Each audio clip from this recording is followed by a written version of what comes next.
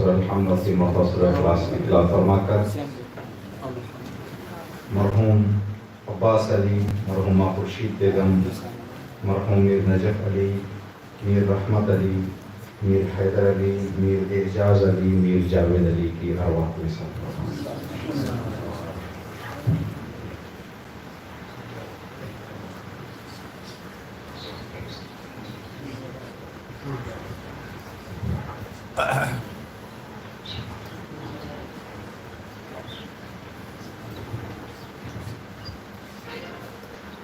اعوذ باللہ من الشیطان الرجیم، بسم اللہ الرحمن الرحیم، الحمد للہ الذی کما هو اہل والصلاة والسلام علی خیر الانام وعلی اہل بیتہ الطیبین الطاہرین الذین اذهب اللہ عنہم الرجس وطہرہم تطہیرا۔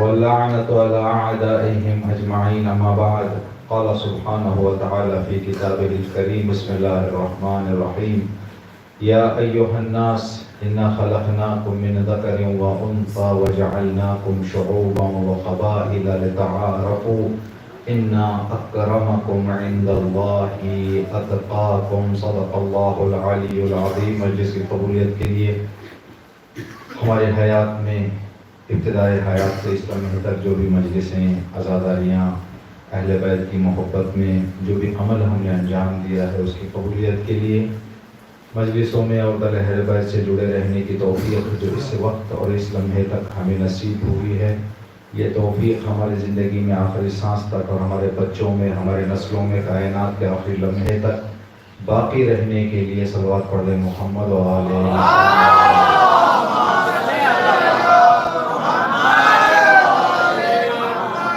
جہاں کہیں بھی اہل بیت کے چاہنے والے ہیں، سب کی جان، مال، عزت و آبرو کی حفاظت کے لیے، سب کی شرعی حاجات کے برآوردہ ہونے کے لیے، پریشانیوں کے دور ہونے کے لیے، کائنات کی تمام مشکلات کا حل، امام زمانہ کا ظہور، امام زمانہ کی سلامتی اور امام کے تعجیل فرج کے لیے صلوات پڑھ لیں محمد۔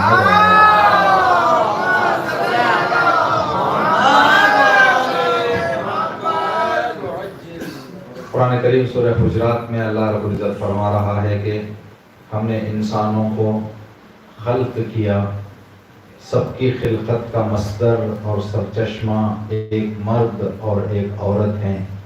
دنیا میں کوئی نہیں تھا، اللہ نے ایک مرد کو خلق کیا جس کا نام آدم رکھا، ایک عورت کو اللہ نے پیدا کیا جس کا نام حوا رکھا۔ اب انہی کی اولاد یہ دنیا کی آبادی ہے۔ سب کے ماں باپ ابو البشر حضرت آدم علیہ السلام۔ پھر اللہ فرما رہا ہے جب تعداد بڑھتی گئی تو ہم نے اس بڑھتی ہوئی تعداد کو پہچاننے میں آسانی ہونے کے لیے رنگوں میں بانٹا، ملکوں میں بانٹا، قبیلوں میں بانٹا۔ یہ رنگوں میں بٹنا، ملکوں میں بٹنا، قبیلوں میں بٹنا صرف ایک دوسرے کو آسانی سے پہچاننے کے لیے ہے، فخر اور غرور کے لیے نہیں ہے۔ اگر انسان عزت چاہتا ہے اللہ کے سامنے تو اللہ نے فرمایا کہ حرام سے جتنا تم بچو گے، واجب سے جتنا تم جڑے رہو گے، اتنی تمہاری عزت میرے سامنے زیادہ رہے گی، چاہے تم جس رنگ کے بھی ہو، چاہے جس ملک کے بھی ہو، چاہے جس گھرانے سے بھی تمہارا تعلق ہو، یہ چیزیں کوئی معیار نہیں رکھتی۔ ان اکرمکم عند اللہ اتقاکم، تو میرے نزدیک سب سے محترم، مکرم، عزت مند شخص وہ ہے جس کے اندر تقوی زیادہ ہے۔ تقوی یعنی ایک ڈر کا رہنا، ڈر رہنا۔ کس چیز کا ڈر ہے؟ ایک اسٹوڈنٹ اسکول میں جانے کے بعد دو چیزوں سے ڈرتا ہے۔ ایک اس چیز سے ڈرتا ہے کہ کہیں ایسے نہ ہو کہ میرا ہوم ورک رہ جائے جو میرا ہوم ورک کرنا ہے، ہوم ورک جو اس پر واجب کیا گیا ہے وہ اس سے جتنا جتنا چھوٹتا جائے گا اتنا اتنا اس کو ڈر شروع ہو جائے گا کہ مجھے جا کے اسکول میں ٹیچرز کو جواب دینا ہے، اگر مجھ سے پوچھیں کہ کیوں تم نے تمہارا ہوم ورک نہیں لکھا تو میں کیا بتاؤں۔ دوسرا ڈر بچے سے، یہ بچے کے دل میں یہ رہتا ہے طالب علم کے اسکول جانے کے بعد کہ کہیں ایسے نہ ہو کہ میرے سے کوئی غلط کام ہو جائے جس کی وجہ سے اساتذہ ٹیچرز میرے سے ناراض ہو جائیں. تو تقویٰ یہی ہے، یعنی ایک واجب کے چھوٹ جانے کا ڈر آدمی کے پاس رہے، حرام میں مرتکب ہو جانے کا ڈر آدمی کے پاس رہے. اسی ڈر کا نام ہے تقویٰ. جس آدمی کے دل میں ڈر ہے وہ آدمی کہیں نہ کہیں جا کر اپنے برے کاموں پر بریک لگا دے گا. چھوٹے ہوئے واجب کاموں کو کہیں نہ کہیں جا کر وہ ریکور کرنے کا خیال اس کے ذہن میں آ جائے گا. اگر ڈر نہیں ہے تو پھر اس کا ختم، اس کو کچھ نہیں کر سکتے. جن کے دلوں سے ڈر ختم ہو گیا ہے ان کے لیے اللہ نے فرمایا ختم اللہ علی قلوبہم وعلی سمعہم وعلی ابصارہم غشاوہ. یہ وہ لوگ ہیں جو دل پر ان کے لاک ڈال دیا گیا ہے، ان کے آنکھوں پر پردے پڑ گئے ہیں، ان کے کان بند ہو گئے ہیں. نہ سن کر کوئی نصیحت لیتے ہیں، نہ دیکھ کر کوئی نصیحت لیتے ہیں، نہ سوچ کر کوئی نصیحت لیتے ہیں، اس لیے کہ کسی کا ڈر نہیں ہے. ایک گلی میں چلتے ہوئے بچے کو جو کسی سے نہیں ڈرتا پوری گلی اس سے پریشان ہوتی ہے. جو انسان خدا کا ڈر اٹھا دے ساری دنیا اس سے پریشان ہوتی ہے، ساری دنیا اس سے پریشان ہوتی ہے. اب جس کے دل میں اس چیز کا ڈر زیادہ اس کو کہیں گے اس کے پاس تقویٰ زیادہ. جس کے پاس تقویٰ زیادہ اس کی عزت اللہ کے سامنے زیادہ ہوگی، اس کی عزت اللہ کے مقام، اس کا مقام اللہ کے پاس بلند رہے گا. کل کی مجلس میں جو مسجد جعفریہ میں منعقد ہوئی تھی ہم نے بتایا کہ کربلا میں شہید ہونے والوں میں سے 17 ایسے تھے جو غلام تھے. غلاموں کی تعداد جو شہداء کربلا میں جن کا نام ہے 17 ہے، جن میں سے کل ہم نے ایک شخصیت پر مختصر روشنی ڈالی، جناب اسلم ابن عمرو ترکی. آج ایک اور غلام کے حوالے سے گفتگو کریں گے، بس ان کی زندگی پر مختصر روشنی ڈالیں گے تاکہ ان کے ذکر سے ہماری دنیا اور آخرت انشاءاللہ کامیاب ہو، اور ہم دیکھیں کہ انسان اگر ارادہ کرتا ہے ترقی کرنے کا تو اس کو دولت کا ہونا نہ ہونا، صحت کا ہونا نہ ہونا اس کو مشکل ایجاد نہیں کرتا. یہ بات ہم ذہن میں رکھ لیں. اگر ہمارا ارادہ مضبوط ہے تو نہ غریبی ہم کو کچھ مشکل ایجاد کر سکتی ہے، نہ بیماری کوئی مشکل ایجاد کر سکتی ہے. بیماری اور غریبی وہیں پر آ کے مشکل ایجاد کرے گی جہاں ہمارا ارادہ کمزور ہے، جہاں ہم مضبوط ارادہ نہیں رکھتے ہیں. تو آج جس شخصیت کا ذکر یہاں پر ہم کریں گے انشاءاللہ جناب جون جناب ابوذر کے غلام، ابوذر غفاری کے غلام ہیں جناب جون. آج اگر آپ نائجیریا میں جو تبدیلی اور انقلاب دیکھ رہے ہیں، ہمیں صرف دور دور سے انفارمیشنز مل رہی ہیں، باتیں معلوم ہو رہی ہیں، خود وہاں جا کر دیکھیں تو جو مسئلہ وہاں پر ہے دیکھنے اور سننے میں زمین آسمان کا فرق ہوتا ہے. ہو سکتا ہے ایک مرتبہ چھوٹا مسئلہ ہے بڑا سننے میں بڑا بتا دیا جاتا ہے، کبھی کبھی بڑے مسئلے کو چھوٹا بنا کر آدمی سنتا ہے، لیکن جب جا کر خود حقیقت دیکھتا ہے اگر چھوٹا ہے تو چھوٹا ہے، اگر بڑا ہے تو بڑا ہے. نائجیریا کا جو انقلاب ہے، اس انقلاب کے حوالے سے ایران میں ایک فلم بنائی گئی ہے جس فلم کا نام رکھا گیا ہے جون کے خون کا اثر. ہم جو کہتے ہیں کہ شہید کا خون رنگ لائے گا، آج نائجیریا میں جون کا خون رنگ لائے. اور نام رکھنے والے نے بھی اسی شیخ آیت اللہ ابراہیم زگزگی کے حوالے سے انہوں نے فلم بنائی، ڈاکیومنٹری بنائی، جس ڈاکیومنٹری کا نام لکھا از خون جون، جون کے خون کا اثر. تو یہ جو جناب جون ہیں یہ نائجیریا اس طرف کے رہنے والے. جب جناب ابوذر غفاری نے ان کو خریدا اپنے غلامی کے لیے تو یہ جناب ابوذر کے ساتھ تھے. جناب ابوذر کے ساتھ رہنا مطلب رسول خدا کے ساتھ، اس لیے کہ جناب ابوذر رسول اللہ کے صحابی ہیں. جہاں جہاں ابوذر جاتے وہاں وہاں ان کا غلام جاتا. رسول سے ابوذر ملاقات کرتے تو جناب جون بھی وہاں موجود ہوتے. دیکھیں کسی بھی اچھی جگہ پر رہنا کمال نہیں ہے، بلکہ اس اچھی جگہ سے فائدہ اٹھا کر اچھے بننا کمال ہے.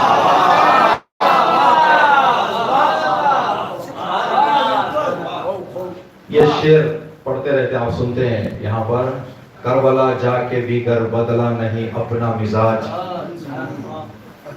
کربلا آپ کے جانے کی ضرورت کیا ہے. تو کربلا جانا کمال نہیں ہے، کربلا جا کر حر بن کے آنا کمال ہے، حبیب بن کے آنا کمال ہے. تو بہت سارے لوگوں کو علماء کے ساتھ رہنے کا موقع ملتا ہے، علی پور جیسے ماحول میں رہنے کا موقع ملتا ہے، یہ کم موقع نہیں ہے. یہاں پیدا ہونے کو ہم نے انتخاب نہیں کیا، اس نے انتخاب کیا ہے. اگر چاہتا ہو تو کسی ایسے شہر میں بھی مومنین کے ہمیں پیدا کر سکتا تھا جہاں سال میں 3 مجلسیں یا 4 مجلسیں بڑی مشکل سے ہوتی ہیں. ہم نے کہیں پر بتایا تھا جہاں پر علی پور جیسا ماحول ہے وہاں پر بھی بہت زیادہ مجلسیں ہوتی ہیں، شاید علی پور سے بھی 4-5 مجلسیں زیادہ ہوتی ہیں. تو ہم نے وہاں پر بتایا کہ کچھ جگہیں ایسی ہیں جہاں پر مجلسوں کا قحط ہے، کچھ جگہیں ایسی ہیں جہاں پر مجلسوں کا سیلاب ہے. علی پور ان شہروں میں سے ہے جن شہروں میں مجلسوں کا سیلاب ہے. جیسے ہم نے خطبے میں بتایا صرف محرم کے 10 دن میں تقریباً 550 مجلسیں اس سرزمین پر منعقد ہوئی. تو پھر دوبارہ وہ جملہ ہم کہتے ہیں آپ کی خدمت میں، 550 مجلسیں کر دینا کمال نہیں ہے، 5.5% عمل اختیار کرنا اور اس کو حاصل کرنا کمال ہے. کمال حاصل کرنے میں. تو جناب جون کو ابو ذر کی غلامی کا شرف ملا. اب اس شرف سے 2 کام کر سکتے تھے ابو ذر. جناب جون اگر ابو ذر کے کمالات سے جڑ جاتے تو یہ بھی اوپر چلے جاتے. اگر ابو ذر کے کمالات سے نہ جڑ کر پیچھے رہ جاتے، تاریخ کے لیے عبرت بن جاتے. کتنا بدنصیب انسان تھا کہ ابو ذر جیسے صحابی کے ساتھ رہ کر فیض حاصل نہیں کیا. دریا سے بیٹھ کر دریا پہ بیٹھ کر پیاسا لوٹ گیا. اب ابو ذر جہاں جہاں جاتے جون ان کے ساتھ ساتھ رہتے. رسول خدا کو انہوں نے دیکھا، جناب جون نے ابو ذر کی غلامی کے صدقے، ابو ذر کی غلامی کے طفیل رسول کی زیارت نصیب ہوئی. رسول کے صحابی بھی ہیں یہ، اس لیے کہ صحابی کا معیار یہ ہے اہل سنت میں اور ہمارے میں. وہ صحابہ جو زیادہ یاد کرتے ہیں، ہم بھی صحابی کہتے ہیں. ان کے اور ہمارے صحابی کہنے میں فرق یہ ہے کہ ہم کہتے ہیں کہ جو آدمی رسول کے زمانے میں زندہ ہو، رسول کو دیکھے، رسول کی بات مانے، رسول کو رسول مان کر رسول کے بتائے ہوئے راستے پر چلے تو وہ صحابی. لیکن اہل سنت کہتے ہیں جو رسول کو زمانے میں جو پیدا ہو گیا، اب رسول ہے مدینے میں، اس وقت کوئی علی پور میں پیدا ہو گیا تو وہ صحابی شمار کر لیتے ہیں، چاہے وہ کافر ہو یا مسلمان ہو، جو بھی ہو، چاہے اس نے رسول کو مانا ہو نہ مانا ہو. اسی لیے ان کے پاس صحابیوں کی تعداد زیادہ ہے اور الٹے سیدھے صحابی بھی جو ہے زیادہ ہیں. کیوں؟ ہمارے یہاں وہ معیار نہیں ہے، ہمارے یہاں وہ معیار نہیں. تو ہم پر الزام لگایا جاتا ہے کہ آپ صحابہ کی توہین کرتے ہیں، آپ صحابہ کو برا بھلا کہتے ہیں. تو ہم کہتے کہ نہیں، ہم صحابہ کا اگر برا کہنا ہوتا تو ابو ذر کو برا کہتے، اگر صحابہ کو برا کہنا ہوتا تو سلمان کو برا کہتے، اگر صحابہ کو برا کہنا ہوتا تو عمار کو برا کہتے. ہم صحابہ کو برا نہیں کہتے بلکہ برے صحابہ کو برا کہتے.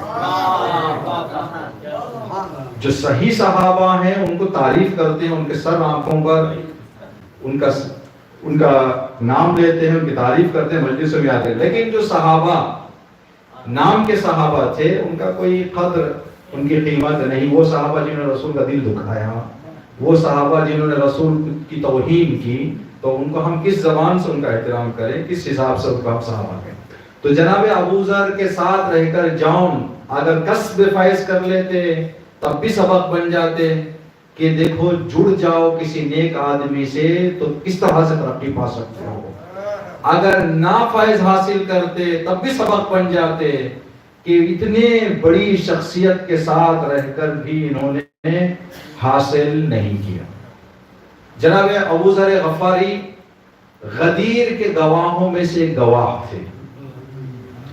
حکومت وقت نے دیکھا کہ سب کو زبردستی یا لالچ میں غدیر سے دور کیا جا سکتا تھا، لیکن ابو ذر کے حوالے سے جتنی بھی کوشش کی گئی ناکام رہے۔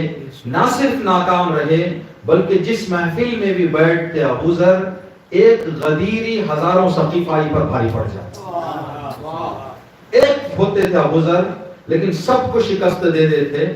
دلیل گفتگو غدیر کے حوالے سے تو حکومت نے دیکھا کہ نہیں، ابو ذر کا مدینے میں رہنا ہماری خلافت کے لیے، ہماری کرسی کے لیے خطرہ ہے۔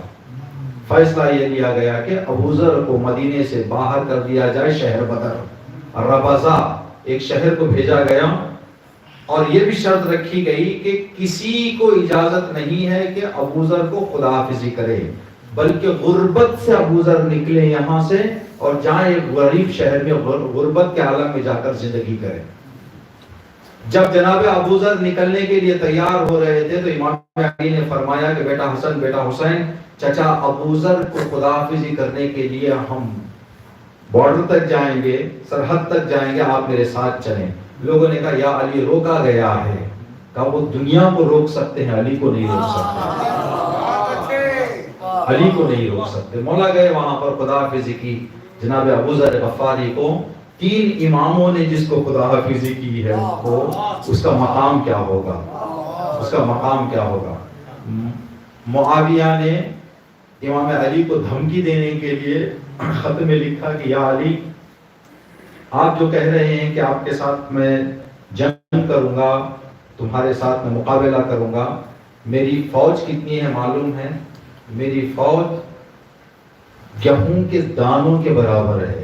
جس طرح سے گیہوں کے دانوں کو گن نہیں سکتے، بڑی تعداد میں ہو، تو میری فوج گیہوں کے دانوں کے برابر ہے۔ تو امام نے خط کے پیچھے ایک ہی جواب لکھا، اگر تمہاری فوج گیہوں کے دانوں کے برابر ہے تو میرے پاس مالی کے اشتر جیسا ایک مرغا بھی ہے جو تیرے سارے دانوں کو کھا جائے گا۔ علی علیہ السلام کو جناب ابو ذر کی شجاعت پر، ان کی استقامت پر، ان کے ثابت قدمی پر کتنا یقین تھا کہ معاویہ تیرے سارے لشکر پر میرا ایک ابو ذر کافی ہے، ایک ابو ذر میرا بس ہے تیرے لیے۔ اس ابو ذر کو مدینے سے نکالا گیا۔ امام حسن، امام حسین امیر المومنین خداحافظی کرنے کے لیے گئے۔ جب پہنچے جناب ابو ذر ربضہ، ایک مدت تک ربضہ میں آپ نے زندگی کی۔ زندگی کرنے کے بعد جب آخری وقت آیا جناب ابو ذر کی زندگی کا، تو انہوں نے جناب جون سے کہا کہ جون، تو نے میری زندگی میں میری بہت خدمت کی، میرے انتقال کے بعد میں تجھے آزاد کر رہا ہوں، تم آزاد ہو۔ آزاد ہونے کا مطلب یہ ہے کہ تم اپنی خود پسند اپنی زندگی تم کر سکتے ہو، کسی کے ہاتھ کے نیچے نہیں رہو گے۔ جیسے ہی ابو ذر کی غلامی سے آزادی ملی جناب ابو ذر کو، تو کچھ پیسہ بھی دیا انہوں نے کہ جاؤ آرام سے زندگی کر لو، پیسہ بھی آ گیا تھا، آزادی بھی مل گئی تھی۔ اب جیسی زندگی چاہتے جناب ابو ذر کے غلام جون کر سکتے تھے۔ جیسے ہی جناب ابو ذر کا انتقال ہوا، سیدھے ربضہ سے گئے مدینہ، واپس مدینہ گئے، دروازہ کٹکھٹایا امام علی کا۔ امام نے دروازہ کھولا، جون یہاں پر؟ کا مولا میں آپ کی غلامی کرنا چاہتا ہوں، میں آزاد ہو گیا ہوں، اب میری پسند ہے، اگر آپ اجازت دیں تو آپ کے گھر کی نوکری کروں آزاد ہوتے ہوئے۔ جناب ابو ذر بتا رہے ہیں آزادی گھومنے میں نہیں ہے، اس در کی غلامی سب سے بڑی آزادی ہے۔ ایسی آزادی ہے جس آزادی کو کوئی آدمی قید نہیں کر سکتا۔ جناب ابو ذر پہنچے امام علی کے گھر، یا علی میں آپ کے گھر کی غلامی کرنا چاہتا ہوں۔ یہیں پر یہ اپنے لیے بات عرض کر رہے ہیں اور آپ حضرات کے لیے بھی، ابو ذر سے اٹھ کر علی کو پہنچ جائیں یہ کامیابی ہے، کہیں ایسے نہ ہو علی سے گر کر کہیں دوسری جگہ چلے جائیں۔ ربضہ ابو ذر کی غلامی سے ترقی کر کے کس کی غلامی کو پہنچ گئے؟ امیر المؤمنین کی غلامی اور نوکری۔ امام علی کی پوری زندگی جناب جون امام علی کے غلام رہے. امام علی کی شہادت ہوئی. امام علی کے سراہنے آ کر کہنے لگے جناب جون مولا میں آپ کا غلام تھا اس وقت تک, آپ میرے مولا ہیں, میرے آقا ہیں, میرے امام ہیں, اپنے بڑے فرزند کو حکم دے دیجئے گا کہ ان کی غلامی سے مجھے نہ نکالیں. میں آج کے بعد آپ کے بڑے فرزند کی امام غلامی کرنا چاہتا ہوں. 10 سال امام حسن کی غلامی. جب امام حسن کی شہادت کا وقت آیا پھر امام حسن سے فرمایا مولا میرا ہاتھ امام حسین کے ہاتھ میں دے, میں چاہتا ہوں مولا حسین کی غلامی کر. 10 سال امام حسین کی غلامی, ایک مدت ابو ذر کی غلامی, تقریباً 3.5 سے 4 سال مولا امیر المومنین کی غلامی, 10 سال امام حسن کی غلامی, 10 سال امام حسین کی غلامی کرتے ہوئے کربلا پہنچے. جناب جون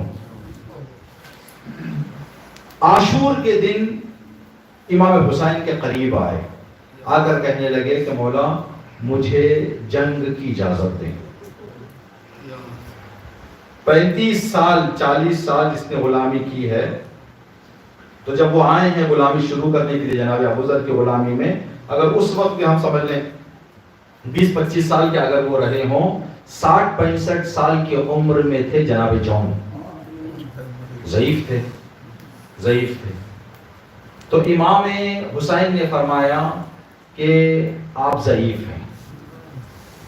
دوسری مرتبہ آئے جون اجازت مانگنے کے لیے, تو امام نے فرمایا جون تم ہمارے گھر آئے تھے راحت پانے کے لیے, تکلیف اٹھانے کے لیے نہیں. راحت کے دن تمہارے گزر گئے ہیں, ابھی مصیبت میں ہم گھرے ہوئے ہیں, آپ اپنی راحت کو لے جائیں, ہم آپ کو چھوڑ رہے ہیں, جائیں. تو جناب جون نے کہا کہ مولا یہ نا انصافی ہے کہ راحت کے دنوں میں آپ کی غلامی کروں اور مصیبت میں آپ کو چھوڑ کے چلے جاؤں, تو یہ نا انصافی ہے. میں جس طرح سے آپ کے در پر راحت کے دنوں میں تھا, مصیبت کے وقت بھی آپ کے در کی نوکری میں چھوڑنے والا نہیں ہوں. جب 3-4 مرتبہ امام نے جناب جون کو منع کیا تو ایک احساسی رخ جناب جون نے اپنایا, اور ایک احساسی رخ بھی تھا, ہو سکتا ہے ایک دل کا ان کے زخم تھا, جس زخم کو انہوں نے زبان پر جاری کر دیا جناب جون نے. دیکھیں ہم اللہ نہ کرے, خدا کبھی ہم کو یہ وقت نہ لائے کہ یہ کام کریں, کسی انسان کے رنگ پر, کسی انسان کے قد پر, کسی انسان کے چہرے پر, کسی انسان کی تخلیق اور بناوٹ پر اگر ہم ہنس دیں, اس پر نہیں ہنس رہے ہیں, بنانے والے پر ہنس رہے ہیں. اگر وہ آدمی خود بن گیا ہوتا, چلے ہم گھر بنا دیتے ہیں, آ کر پورا گاؤں ہمارے گھر پر ہنسے, کوئی بات نہیں ہے, اس لیے کہ ہم نے بنایا ہے تو ہمارے کاموں میں کمیاں ہو سکتی ہیں. انسان کے وجود اور اس کی خلقت پر ہنسنا یہ خدا پر ہنسنے کے برابر ہے, جو بہت بڑا انسان کی زندگی کی غلطی اور خطا ہے, جو معمولی سمجھ کر ہم گزر جاتے ہیں کر کے. کسی انسان کو ہم نے دیکھ لیا, اشارہ کر کے ہنس لیے, کسی بھی بات پر اگر ہنس لیے, جو چیز خدا نے بنایا ہے اس پر انگلی اٹھانا خدا کی خلقت پر اعتراض کے برابر ہو جاتا ہے. ہم کو یہ کام نہیں کرنا چاہیے, لیکن معمولاً ہوتا ہے یہ کہ انسان کو یہ چیزیں کچھ ہوتی ہیں جو ایک عجیب اللہ کے مشیت کے مطابق کچھ ان کی خلقت میں معمول سے ہٹ کر کچھ ان کی خلقت ہو جاتی ہے, تو لوگ ان کو اس بات سے یاد کرنا شروع کر دیتے ہیں. جب اس بات سے یاد کرنا شروع کر دیتے, کچھ لوگ ہوتے ہیں جو دل پر نہیں لیتے, کچھ لوگ ہوتے ہیں جو دل پر لے لیتے ہیں. تو جناب جون اس لیے کہ افریقہ سے تعلق تھا, اور افریقہ پتہ نہیں آپ لوگوں نے کبھی ملاقات کی یا نہیں کی, یہاں پر ہمارے دوست بیٹھے ہوئے ہیں, جب ہم ایران میں پڑھتے ہیں تو بہت سارے افریقہ کے اسٹوڈنٹس ہمارے ساتھ پڑھا کرتے تھے. ان کے پسینے میں بدبو ہوتی ہے, اور عجیب طرح کی بھی بدبو ہوتی ہے ان کے پسینے میں. افریقی شاید سارے افریقیوں کے بیچ میں نہیں ہوتی ہے, کچھ علاقے شاید ہیں جہاں پر ہمارا گھر تھا, اس کے نیچے ایک فیملی رہتی تھی قم میں, صرف ان کے گھر کے سامنے سے گزر جائیں تو 10-15 منٹ تک ناک سے بدبو نہیں جاتی تھی. اتنا عجیب طرح کا جو ان کا بدن رہتا ہے, عجیب ہر جگہ کا ہوتا ہے انسان کے لیے. تو جناب جون نے امام حسین سے آ کے کہا کہ مولا میں تانے بہت سن گیا ہوں, میں چاہتا ہوں جس زمین پر آپ کا خون گرے اسی زمین پر میرا خون, جس مٹی میں آپ کا خون مل کر خاک شفا بنے, خاک شفا بننے میں میرا خون بھی شامل رہے. مولا میرا خون, میرا پسینہ, میرا بدن بدبو دیتا ہے, میرا خون تھوڑا سا گاڑھا ہے. جب امام نے کہا, جناب جون سے گلے لگا کر کہا کہ جون یہ دنیا کے سامنے ایسے باتیں کرو, حسین کے سامنے یہ باتیں نہ کرو حسین کے سامنے. امام نے فرمایا جاؤ. پھر ایک دعا کی امام نے. جب جناب جون گئے, جانے کے بعد جنگ کر کے جب گھوڑے سے زمین پر گرے تو امام کو آواز دی, امام سراہنے پہنچے. سراہنے پہنچنے کے بعد دو دعائیں کی امام نے. اللہم بید وجہہ, خدایا جون نے دنیا میں سیاہ رنگ ہونے کی وجہ سے بہت درد دیکھے ہیں, اس کو جنت میں سفید اور سرخ رو فرما. یہ ایک یہاں پر یہ مطلب رنگ کے اعتبار سے نہیں ہے بلکہ بیض وجہی کا مطلب جب ہم وضو کرتے ہیں نا, وضو کرتے ہوئے جب چہرہ دھوتے ہیں تو ایک دعا پڑھنا ہے, ہر نمازی کو پڑھنا ہے. اللہم بیض وجہی, خدایا میرے چہرے کو سفید کر دے, مانا سفید کر دے. تو یہاں جو سفید رنگ والے ہیں ان کو بھی پڑھنا ہے. اب وہ پہلے ہی سفید ہیں تو اور کیا سفید ہوں گے وہ, ہے نہیں. اللہم بیض وجہی ہر آدمی کو پڑھنا ہے, چاہے جیسے رنگ کا بھی ہو وہ. یہاں پر بیض وجہی کا مطلب عزت مند بنا, عزت مند بنا. عزت نہ سفید کے لیے جو ہے اس کی زندگی کی بے ضرورت چیز نہیں ہے بلکہ اس کو ضرورت ہے, سیاہ کو بھی ضرورت ہے. اللہم بیض وجہی, خدایا جون کو شرف عطا فرما, عزت عطا فرما. اس کے بعد فرمایا وطیب ریحہ, پروردگارا جون کے بدن میں خوشبو عطا کر دے, جون کے بدن میں خوشبو عطا کر دے. امام حسین کی دعا جون کے لیے. قبیلہ بنی اسد کہتے ہیں کہ قبریں امام حسین کے لاشیں کہاں تھے ہمیں خبر نہیں تھی, ہم بو سونگ سونگ کر جاتے تھے. ہم اپنے زمین اپنی جگہ پر زندگی کرتے تھے, اچانک ہم نے دیکھا کہ ایک عجیب قسم کی بہت ہی دل پذیر, بہت ہی اچھی جو ہے بو آ رہی ہے. تو وہ لوگ سونگتے سونگتے پہنچے تو کیا دیکھا, جون کے جنازے سے وہ بو نکل رہی تھی. یہ امام حسین علیہ السلام کی دعا. ایک غلام اتنا بڑا مقام حاصل کر لیا کہ امام حسین کی دعا مل گئی, 4 معصومین کی زیارت نصیب ہو گئی. آج شہدائے کربلا میں ہے, ہر آدمی جون کو السلام علیکم یا اولیاء اللہ و احباء کہہ کر سلام کرتا ہے. ایک اور بات جو جناب جون کے حوالے سے لکھی گئی ہے وہ یہ کہ جس شخص نے 35 سال کسی گھر کی غلامی کی ہے تو اس گھر کے جو بچے ہوتے ہیں نا, بچے بہت مانوس ہو جاتے ہیں محبت کر, اس لیے کہ وہ جب سے چھوٹے ہیں اس وقت سے ان کو دیکھا ہے. تو دکان میں جانا ہے تو وہی لے کے جاتے تھے, اس لیے کہ نوکر تھے, غلام تھے, جو بھی کام کرنا ہے جون کرتے تھے. تو امام حسین کے گھر کے بچے جناب جون سے بڑے مانوس ہو گئے تھے. جب امام حسین علیہ السلام سے جون اجازت مانگنے کے لیے آئے, اجازت دے کر فرمایا جون بچوں سے خدا حافظی کر لو, بچوں سے خدا حافظی کر لو. جناب جون خیموں میں پہنچے, بچے جناب جون سے لپٹ گئے. جس طرح کا شور بکا کا جناب علی اکبر کی خدا حافظی پر آیا تھا, اس جیسا شور جناب جون کی خدا حافظی پر آیا. کتنا جناب جون نے علی علیہ السلام اور خاندان فاطمہ کو محبتیں دی ہیں, اور ان سے کتنا محبت کرتے تھے کہ جناب جون بچے جناب جون سے لپٹ گئے تھے. جناب جون کو خدا حافظ کرتے وقت بچے رو رہے تھے. دل کہتا ہے جب کسی گھر کا نوکر ہوتا ہے وہ بھی بڑا چاہتا ہے، جناب جون نے کہا ہوگا کہ مولا میں ایک زیارت علی اصغر کی کرنا چاہتا ہوں، میں ایک مرتبہ علی اصغر کو دیکھ لوں، جس اصغر کو میں مدینے سے یہاں تک دیکھتا ہوا آ رہا ہوں، اس لیے کہ میں جاؤں گا تو پھر مقتل سے میں واپس نہیں آؤں گا۔ عجب نہیں، امام حسین نے کہا ہو جون تو بھی دیکھ اصغر کو، میں بھی دیکھوں گا، تو سالم دیکھے گا، میں گردن میں تیر دیکھوں گا۔ عجب نہیں، بیویوں نے خیموں سے کہا ہو جون تم صرف اصغر کو دیکھو گے، ہم اصغر کے نوک نیزہ پر بلند سر کو دیکھیں گے۔ اللہ اکبر۔ آج 28 صفر ہے، کل کا جو دن ہے، آج قافلہ شام پہنچا ہے، 3 دن تک قافلے کو شام کے دروازے کے باہر روکا گیا۔ امام سجاد علیہ السلام فرماتے ہیں 7 کام شام کے اندر جاتے ہوئے ایسے کیے گئے جن کی وجہ سے میں شام کو زیادہ یاد کرتا ہوں۔ جب امام سے پوچھا جاتا مولا آپ کو زیادہ تکلیف کہاں ہوئی، تو امام کہتے الشام الشام۔ کہا مولا کیا تکلیفیں ہوئی؟ کہا جیسے ہی شام کے دروازے پر ہم پہنچے، دربار کو سجایا جا رہا تھا، جن ظالموں کے ہاتھ میں نیزے تھے اور ان نیزوں پر سر تھے، ظالموں نے ہمارے دلوں کو تڑپانے کے لیے اصغر کا سر لے کر رباب کے سامنے آ گئے، اکبر کا سر لے کر لیلا کے سامنے آ گئے، عباس کا سر لے کر کلثوم کے سامنے آ گئے، حسین کا سر لے کر سکینہ کے سامنے آ گئے۔